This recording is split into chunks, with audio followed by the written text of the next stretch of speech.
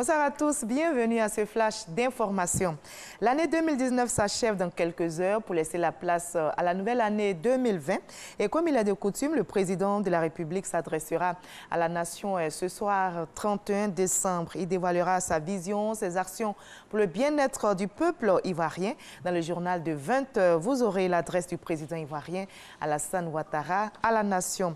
Et avant son discours à la nation pour 2020, le président Alassane Ouattara a assisté à une messe de la paix à la cathédrale Saint-Paul du Plateau. Hier, l'archevêque d'Abidjan, Jean-Pierre Coutois, a invité tous les Ivoiriens à œuvrer pour la paix.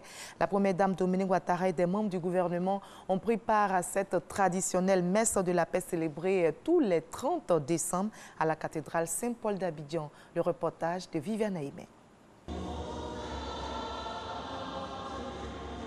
Depuis l'année 1968, l'Église catholique dans son ensemble célèbre le 1er janvier de chaque année la Journée mondiale de la paix, établie à son initiative. Cette célébration est une occasion pour l'Église catholique d'attirer l'attention du monde entier sur les inégalités et autres facteurs qui favorisent les conflits sociaux et les guerres. Le 1er janvier 2020 aura lieu la célébration de la 53e Journée mondiale de la paix. Ici, en Côte d'Ivoire, l'événement a été célébré par anticipation. Ce lundi 30 décembre 2019, la messe pour la paix s'est déroulée à la cathédrale au Plateau, sous la conduite du plus haut responsable de l'Église catholique en Côte d'Ivoire après le pape, le cardinal Jean-Pierre Coutois. Le chef de l'État, le président Alassane Ouattara, et son épouse, la première dame Dominique Ouattara, assistaient au milieu des fidèles à cette célébration. Le message adressé par le Saint-Père, le pape François, au monde entier pour l'année 2020 a été lu à l'Assemblée par le cardinal Jean-Pierre Coutois. Message dans lequel le pape François met l'accent sur les changements nécessaires de nos comportements pour aller vers la paix. Dans son exhortation fondée sur ce message, le cardinal Jean-Pierre Coutois a appelé chaque Ivoirien à œuvrer pour la paix en Côte d'Ivoire. Au président de la République, il a demandé la grâce pour les personnes emprisonnées suite à la récente tentative de coup d'État. Le message du Saint-Père commence par souligner en premier lieu les terribles épreuves des conflits civils et internationaux aggravés souvent par des violences sans aucune pitié et qui marquent pour longtemps le corps et l'âme de l'humanité.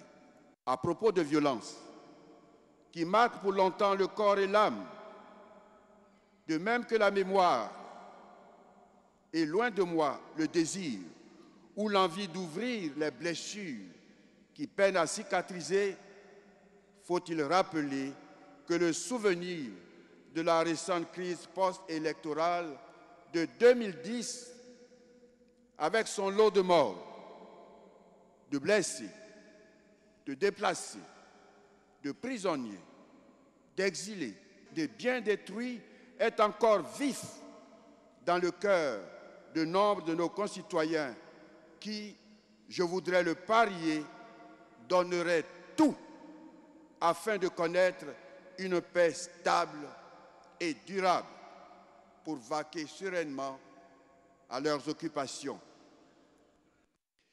Il y a donc une chance pour nous aujourd'hui de donner des signes qui font dans le sens de l'apaisement et du vivre ensemble au-delà des mots, en agissant ensemble pour la création d'un environnement électoral apaisé. Le message du Saint-Père est en résumé une invitation à comprendre finalement que la paix est un chemin d'espérance face aux obstacles et aux épreuves, qu'elle est aussi chemin d'écoute basé sur la mémoire, sur la solidarité et sur la fraternité. La paix que nous recherchons est également chemin de réconciliation dans la communion fraternelle. Monsieur le Président de la République, vous qui détenez le pouvoir de la grâce présidentielle, au nom de Dieu, je vous supplie de bien vouloir accepter de faire sortir du cachot tous ceux qui ont été arrêtés suite aux derniers événements que connaît notre pays. Comme dit le pape, l'on obtient autant qu'on espère. Je prie Dieu qu'ensemble, nous aspirions de toutes nos forces à la paix. Et Dieu nous l'accordera. Le président de la République a assisté à ces célébrations de bout en bout, démontrant par sa présence aux côtés de l'Église catholique pour la circonstance son attachement à la paix dans son pays, la Côte d'Ivoire. Je n'ai pas fui la justice, je me suis libéré de l'injustice et de la persécution politique. Ce sont les propos de Carlos Ghosn, l'ancien président de l'Alliance Renault-Nissan-Mitsubishi détenu au Japon pour des revenus non déclarés et des abus de confiance représentant plusieurs centaines de millions d'euros, devrait être jugé dans 4 mois, en avril prochain donc. Mais il se sera enfui et se trouve présentement au Liban. La justice japonaise va donc devoir suspendre la procédure, mais il est peu probable que Carlos Ghosn revienne à Tokyo. Il promet donc de tenir une grande conférence de presse la semaine prochaine pour redonner sa version des faits. On va se retrouver à 20 h à tout à l'heure.